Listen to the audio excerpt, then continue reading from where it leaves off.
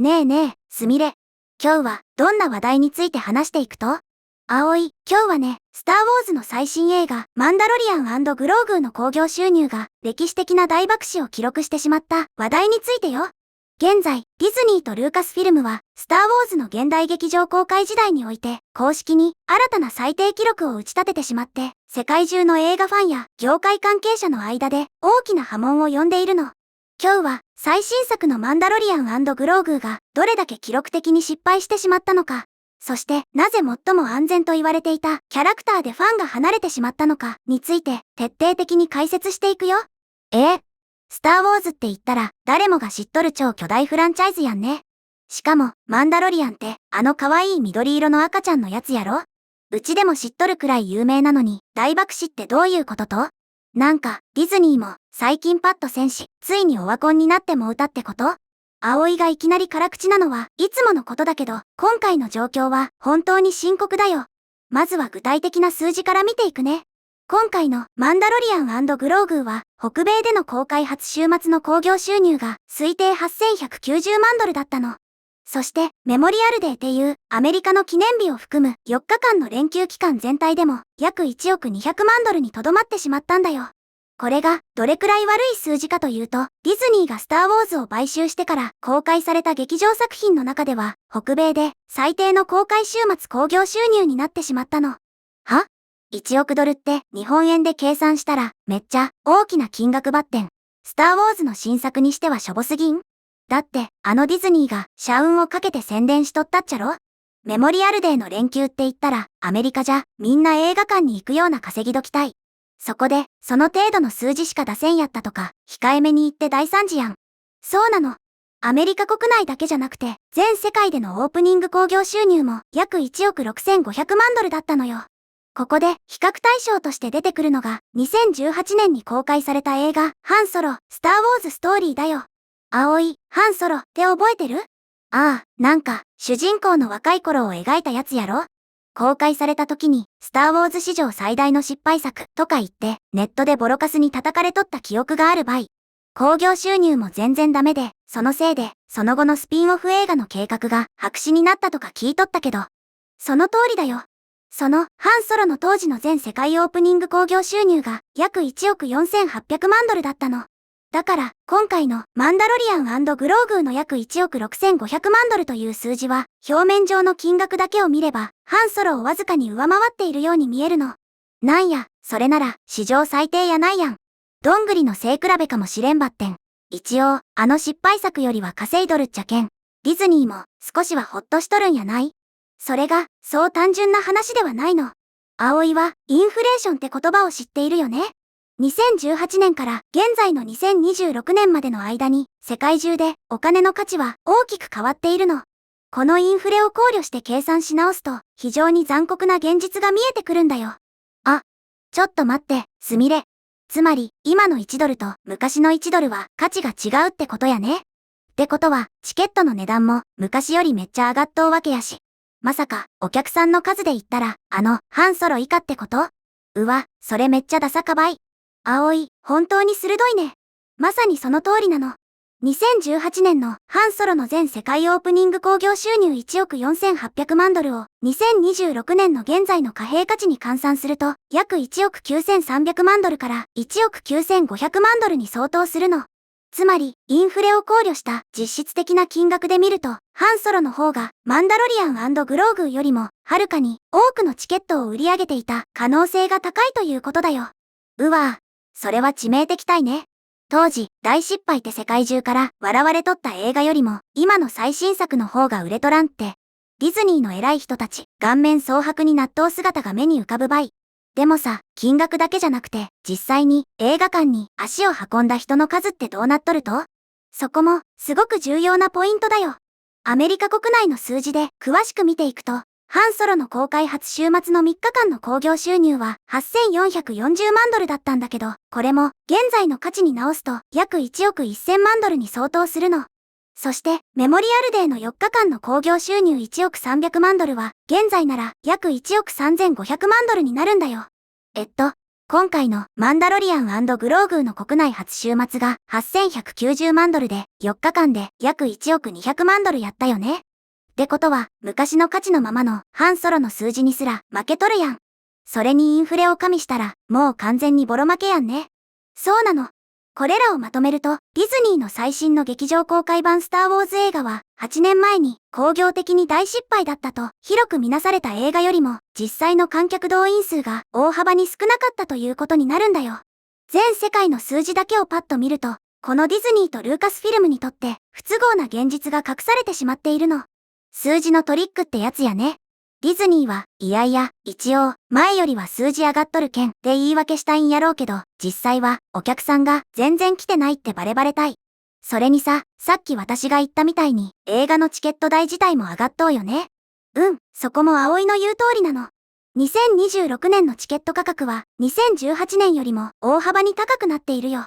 それに加えて、IMAX やドルビーシネマ、スクリーン X といった巨大なスクリーンや特別な音響設備を備えたプレミアムフォーマットでの上映が増えているの。こういった特別な席は普通の席よりもチケット代が高いんだけど、現在の大ヒット映画の収益に占める割合は昔よりはるかに大きくなっているんだよ。なるほどね。高いチケットを買わされとる人が多いのに、それでも全体の売り上げがこんなに低いってことは、マジで映画館ガラガラなんやない？特別感を出して客単価を上げようとしとるのに、そもそも客がおらんやったら何の意味もなかばい。だから単に金額の合計を比較するだけでは全体像を正確に把握することはできないの。インフレとチケット価格の上昇を考慮すると、スター・ウォーズというブランドが失った実際の観客動員数はディズニーが想定している以上に大きい可能性が高いんだよ。かつては世界の興行収入ランキングを席巻していた巨大フランチャイズにとって、これは本当に憂慮すべき事態だよ。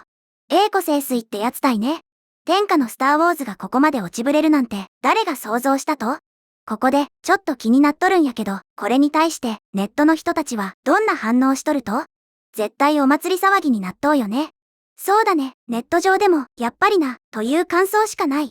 最近のスター・ウォーズはファンの求めているものを作っていないのが明白だった。マンダロリアンは最初は良かったけど、シーズンが進むにつれて脚本がグダグダになっていたから、劇場版でこうなるのは予想できた。インフレ調整したら反揃いかって、もはやギャグでしょ。ディズニーはいつまで過去の遺産を食いつぶす気？チケット代が高すぎるのも原因の一つ。わざわざ高いお金を出して、外れかもしれない映画を映画館で見たいとは思わないと、様々な意見が飛び交っているよ。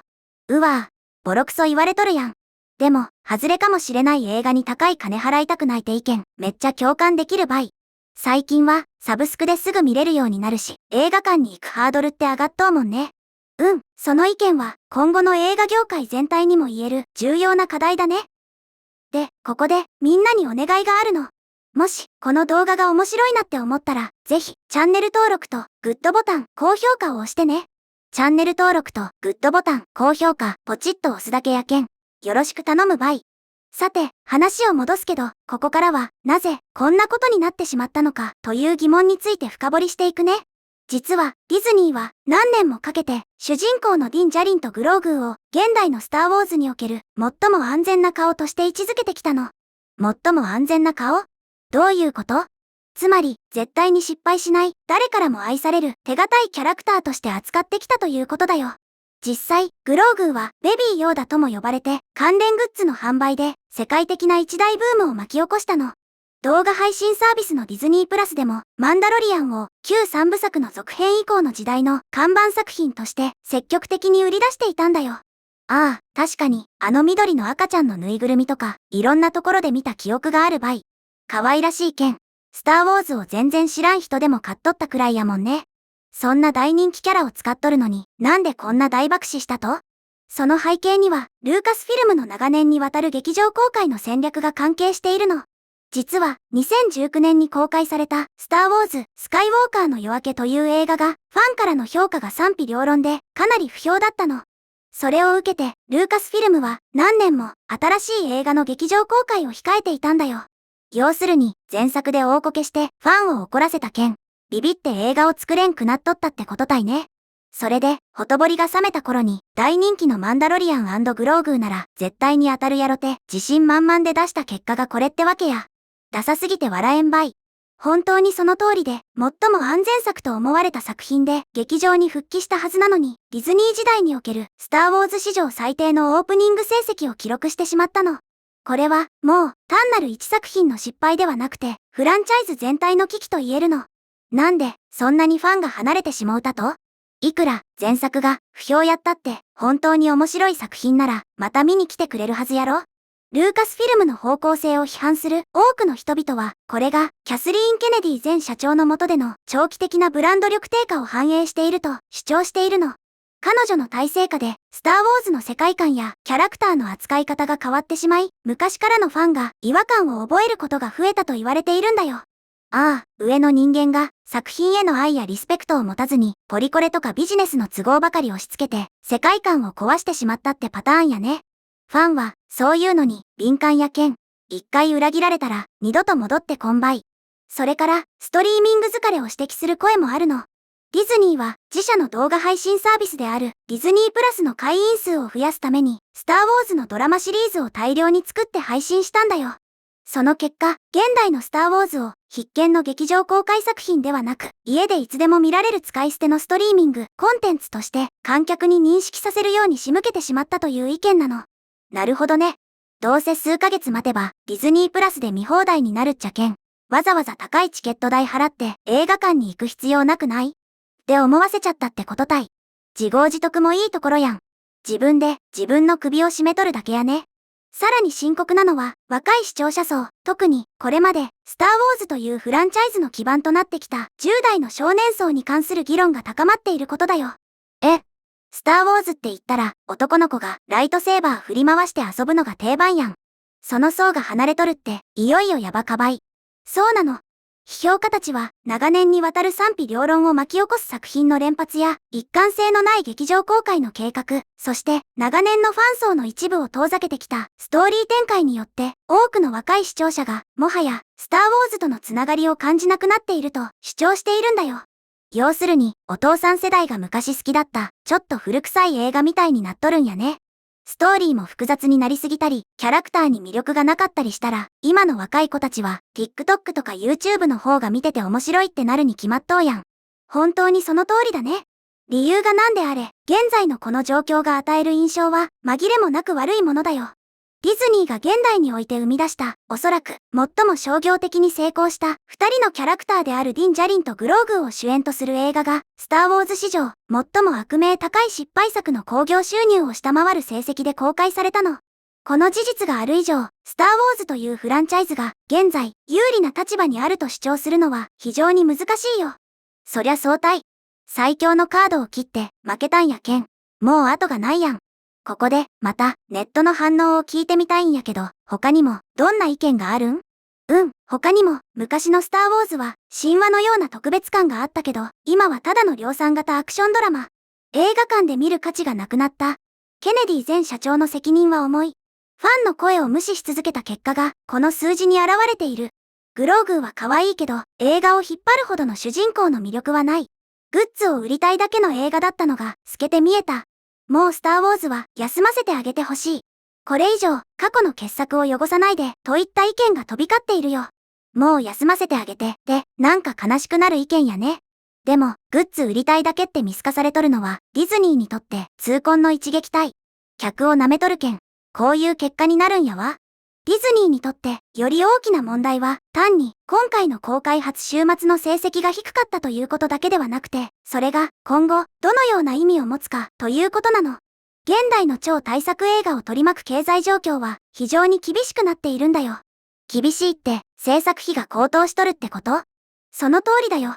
業界のアナリストや評論家たちは、今回のマンダロリアン&グローグーの映画が、莫大な制作費に加えて、世界中でのマーケティング費用や配給費用を考慮に入れると、最終的に全世界で5億ドルから6億ドルの収益が必要になる可能性があると推定しているの。5億ドル？日本円で言ったらとんでもない金額やん。今のオープニング興行収入が1億6500万ドルくらいなんやろ？そこから5億ドルまで伸ばすってめちゃくちゃハードル高くない？非常に厳しい道のりになるのは間違いないよ。もし観客の反応が賛否両論だったり、海外の市場での興行成績が低迷したりして、今後の映画の興行成績が伸び悩むようなことがあれば、事態はさらに悪化するの。劇場版スター・ウォーズの将来の制作計画や予算に関する議論は、あっという間に非常に厄介なものになる可能性があるんだよ。そりゃ相対ね。会社だってボランティアで映画作っとるわけやないんやけん。これだけお金かけて回収できんやったら、もうスター・ウォーズの映画作るのはやめようって話になってもおかしくなかばい。そうなの。だからこそ、ディズニーが数年ぶりにスター・ウォーズで劇場に華々しく復帰したこの出来事は、まさに悪い意味で歴史に名を刻んでしまったと言わざるを得ないの。かつて誰もが熱狂した光り輝くフランチャイズは、今、重大な岐路に立たされているんだよ。ディズニーも今までの殿様商売を本気で見直さないと、マジで手遅れになるばい。ファンを大事にしないコンテンツには明るい未来なんか絶対来ないちゃんね。そうだね。映画作りにおいて観客との信頼関係がいかに大切かということを今回の件は深く教えてくれていると思うよ。ということで今日はスター・ウォーズ最新作マンダロリアン&グローグーの大失敗という話題について見てきたけど、みんなはどのように思ったかな？今回の動画の感想は下のコメント欄で教えてね。もしこの動画が役に立ったと思ったら高評価とベルマーク、チャンネル登録まだの方はチャンネル登録もよろしくお願いします。ではまた次回の動画でお会いしましょう。すみれの最新動画は左、おすすめ動画は右です。どちらも見てくれると嬉しいな。